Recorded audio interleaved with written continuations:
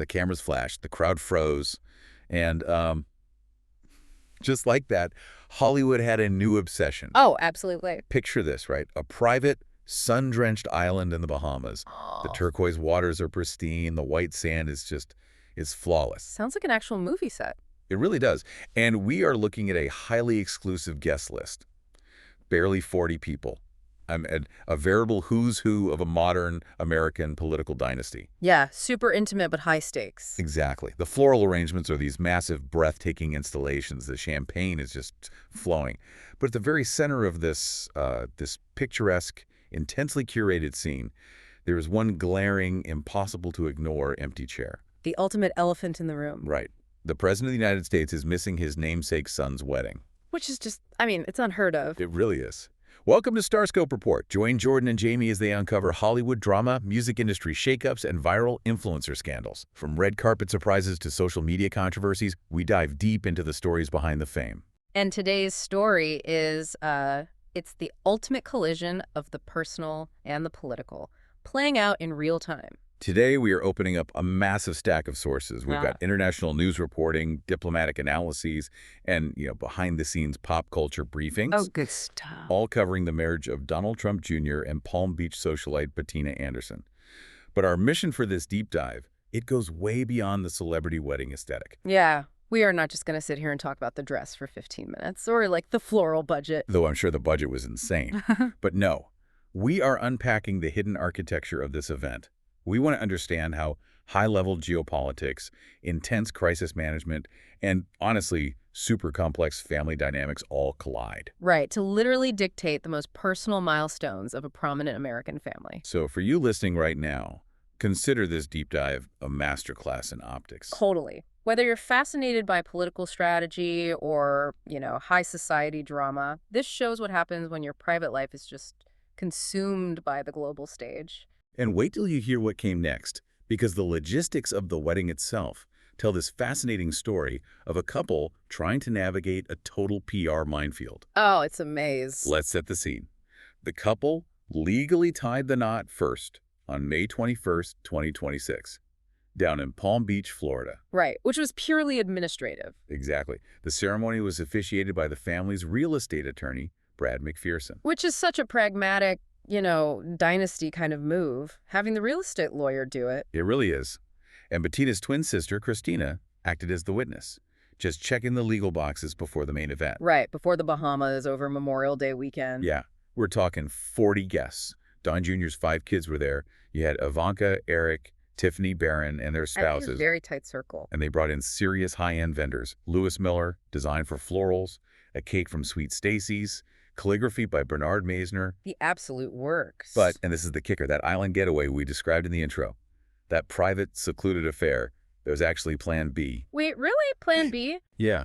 The original vision was drastically different and far more public. Okay, I did not see that coming. They originally floated the idea of a White House wedding. Oh, wow.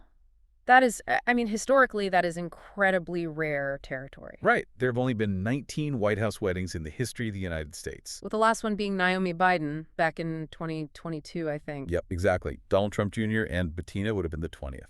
That is the ultimate status symbol, a venue that projects, unparalleled power. Yet they scrapped it. Yeah. And I want to pause and just look at the actual mechanism of that decision. Because to me, planning a massive, luxurious White House wedding while the country is navigating this escalating conflict with Iran. Oh, the optics on that. Right. It feels like planning a lavish corporate retreat in the Bahamas on the exact same day your company announces brutal, sweeping layoffs. That is such a good comparison. It's incredibly jarring. But I have to ask, when you hold the highest office in the land, why do you have to yield to the news cycle?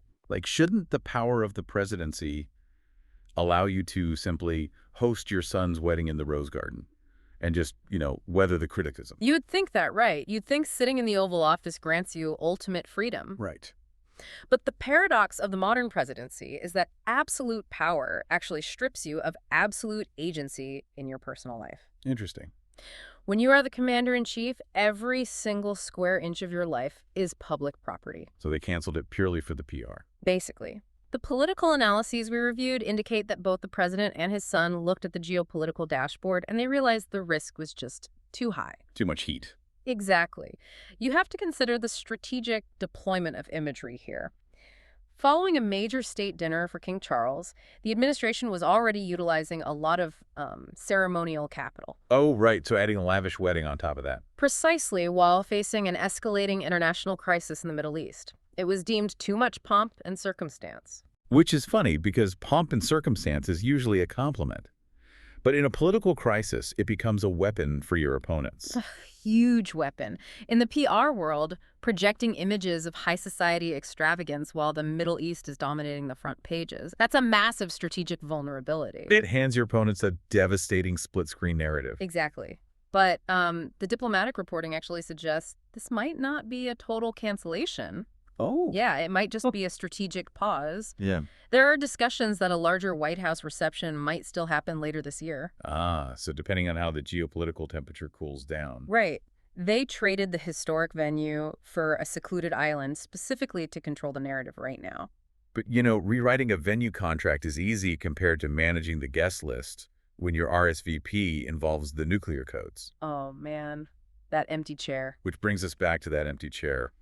The president being sidelined by geopolitics is just the tip of the iceberg here. And if you're loving these Hollywood twists and political dramas, make sure you're subscribed. We've got even crazier stories ahead in this deep dive. Because while global crises kept him away, the family actually on the island was actively navigating their own simultaneous PR landmines. It's like a hurricane of drama. Truly. If the escalating conflict with Iran dictated where this wedding happened, it absolutely dictated who could attend.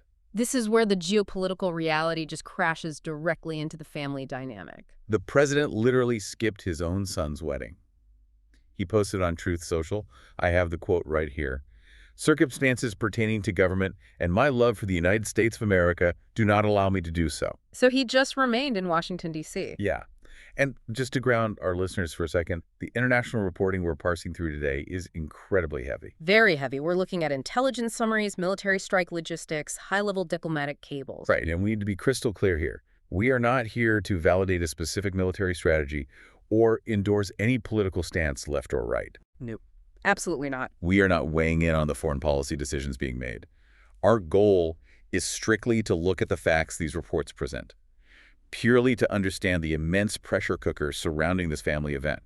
We're just impartially conveying what's in the source material. And that pressure cooker is unprecedented, honestly. Tell me about it. The diplomatic briefings detail high-stakes discussions of potential U.S. military strikes on Iran and even Cuba. Wow. You've got frantic back-channel appeals from Middle Eastern allies asking for time to let negotiations work. Which is terrifying. But perhaps most chillingly, the intelligence reports detail an active assassination plot. Wait, what? Yeah.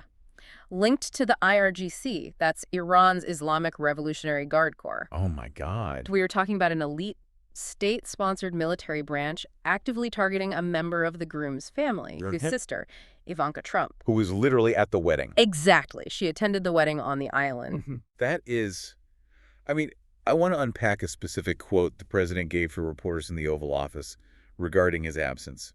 Because he said, quote, "If I do attend, I get killed. If I don't attend, I get killed." Which is such a striking thing to say. Right.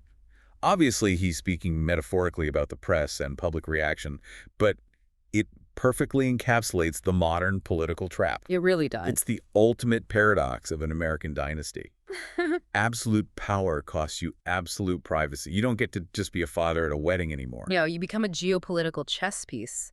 It is a textbook no-win scenario, aggressively amplified by the 24-hour news cycle. Walk me through the mechanics of that media reaction. So think about it. If the president travels to the Bahamas, the immediate headline across every major network is, Commander-in-Chief abandons post during global crisis for private island party. Right. It frames the administration as deeply out of touch. Exactly. But if he stays in Washington, the headline shifts to President skips son's wedding. Which instantly invites endless speculation. Like, is there an internal family rift? Or worse, it signals to foreign adversaries that the crisis is so severe, it has completely paralyzed the American leadership. So literally every private decision is mutated into a calculated political maneuver. Yep. You are an asset to be deployed or withheld based on daily tracking polls. But the president isn't the only one trapped in this dynamic. The entire family is subject to this level of scrutiny. Which brings us to the astonishing PR bandwidth required to manage the rest of the guest list. Oh, the guest list. And later in the episode, we will talk about the shocking twist regarding the bride that nobody saw coming. But first, let's talk about the exes. Yes, because the bride and groom were not just dealing with international wars. They were simultaneously navigating massive, highly public life updates from the groom's past relationships. Right. In any normal family, an ex-spouse's life event might cause some, quiet, private tension. Sure, maybe an awkward text message. Right. But in a political dynasty, it requires a fully mobilized communications team. For you listening, you probably already know the players in this orbit. First, you have Vanessa Trump. Don Jr.'s ex-wife of over a decade, mother of his 5 children. Exactly. And she is currently navigating a heartbreaking breast cancer diagnosis in the public eye. She just announced her medical operation on Instagram, asking for privacy. Which is awful, and the public is also highly aware she's been dating golf legend Tiger Woods. Right, so that alone is a massive media story. Huge. But then, on the entirely other side of the spectrum, you have Kimberly Guilfoyle. The former fiancé. Yep. And she has completely traded her role in domestic Trump world politics for, wait for it, an ambassadorship in Greece. Which is just a wild pivot. I know. They quietly finalized their 2024 separation by selling their $30 million Florida estate. The one with the custom gun room, right? That's the one. And now she's in Athens, literally joking to European officials about finding a new husband. It is like a TV writer's room just threw in every possible plot twist at the exact same time. Seriously. How does a family even process this? You have an ex-wife facing a terrifying health crisis, an ex-fiancé acting as an international diplomat. It really exposes one of the great myths of public life, the idea of a clean slate. Oh, that's a great point. Because in a family this prominent, a clean slate does not exist. Past relationships don't just fade into quiet obscurity. They stay permanently on the board. Exactly. They continue to play out in the boldest headlines possible, demanding emotional bandwidth and careful PR management right alongside the new marriage.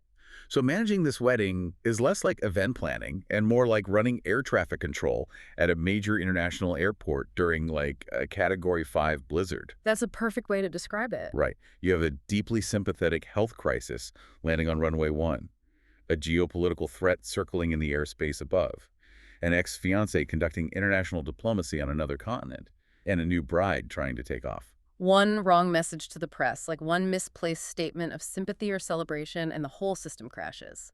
How does an operations team even begin to juggle that kind of PR bandwidth? It requires a staggering, almost inhuman level of discipline.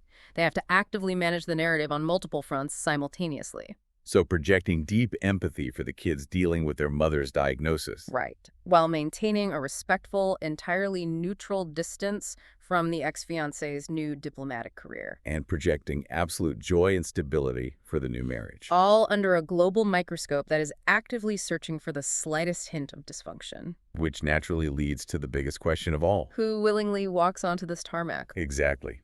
Stay tuned and hit that subscribe button so you don't miss what's coming next, because we have to talk about the bride. Yes. With state-sponsored assassination plots, international wars, cancer diagnoses, and presidential optics swirling around this family like a literal hurricane, who is the person stepping into the center of it. That brings us to Bettina Anderson. Let's look at the facts from our sources. She is 39, holds an art history degree from Columbia. Very impressive. But the most critical piece of data from the pop culture reports is her lineage. Oh, her background is fascinating. Right. She grew up on an estate previously owned by Lily Pulitzer. Her late father, Harry Loy Anderson Jr., was a total prodigy in the banking world. He became the youngest bank president in the United States at age 26. Unbelievable. And her mother, Inger, is a renowned philanthropist. Bettina is the exact epicenter of old money Palm Beach royalty. And she's deeply involved in charity herself. She and her brothers co-founded the Paradise Fund, which is now Paradise.ngo. Right, focusing on disaster relief. And she was fully embraced by the Trump family early on. She had this enchanted garden bridal shower at Mar-a-Lago, attended by Ivanka, Tiffany, Laura, Arabella Kushner. Okay, I see your point about her pedigree, and she clearly fits in socially. But I have to push back a little on the idea that this naturally prepares her for what she's stepping into. How so? Well, let's be real about this.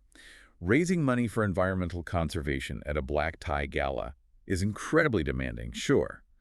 But there is a massive, terrifying gap between managing a charity seating chart and joining a family where your new sister-in-law is the target of a foreign hit squad.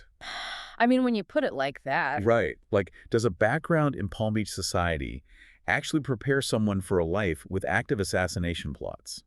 I have a hard time believing that old money etiquette provide actual functional armor against global political warfare. it is very easy to dismiss high society as merely a world of, etiquette and galas, polite conversation. Yeah, that's how it looks from the outside. But if you look at the underlying sociology of that environment, it is essentially a lifelong boot camp in crisis management. Really? Boot camp? Think about the specific skills required to survive and thrive in elite Palm Beach circles. It demands a flawless, instinctive understanding of public image. Okay, I track with that.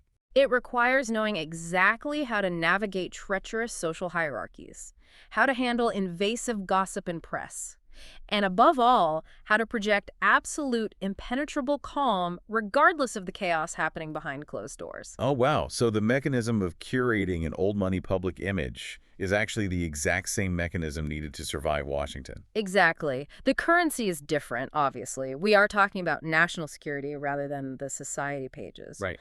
But the game is played on the exact same psychological board.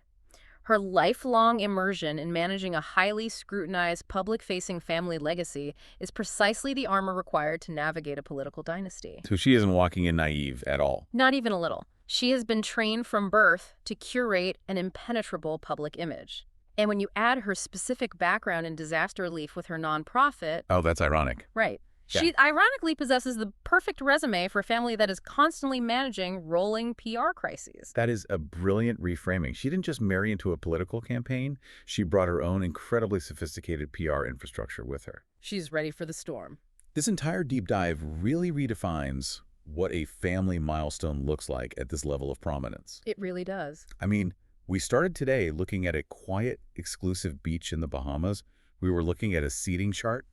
But from that single image, we uncovered the massive invisible machinery operating just off camera. We examined how the mechanics of an escalating conflict in the Middle East forced the total rerouting of a historic White House event. We dissected the impossible PR dilemma of a president trapped between his duties as commander-in-chief and his role as a father. We analyzed the immense discipline required to manage the simultaneous narratives of an ex-wife's health crisis and an ex-fiance's diplomatic career. And we explored how a background in high society philanthropy acts as functional armor against the brutal realities of political dynasty building. It is a stark reminder that when you reach the absolute pinnacle of global power, your private life literally ceases to exist. Every milestone is content. Every family dinner is strategy.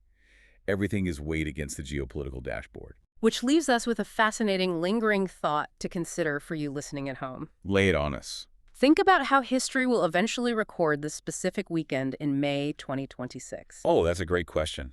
Right. Decades from now, when biographers are charting the legacy of the Trump family, how will this narrative be framed? Will the wedding simply be remembered as a minor, colorful footnote tucked into the chapters about a tense geopolitical crisis with Iran? Or will the geopolitical crisis itself merely be remembered as the external reason the president was forced to miss his son's wedding? Wow. When your personal life and national security become this deeply, inextricably intertwined, who actually gets to write your family history? Does the family PR machine successfully dictate the narrative, or does global history inevitably swallow the family? That is a phenomenal question to chew on. The cameras flash, the crowd freezes, but the picture that gets printed is never the whole story. You've been listening to Starscope Report, where Jordan and Jamie uncover the stories shaping Hollywood, music, and pop culture. Thanks for tuning in. And don't forget to subscribe for more stories that keep the stars shining.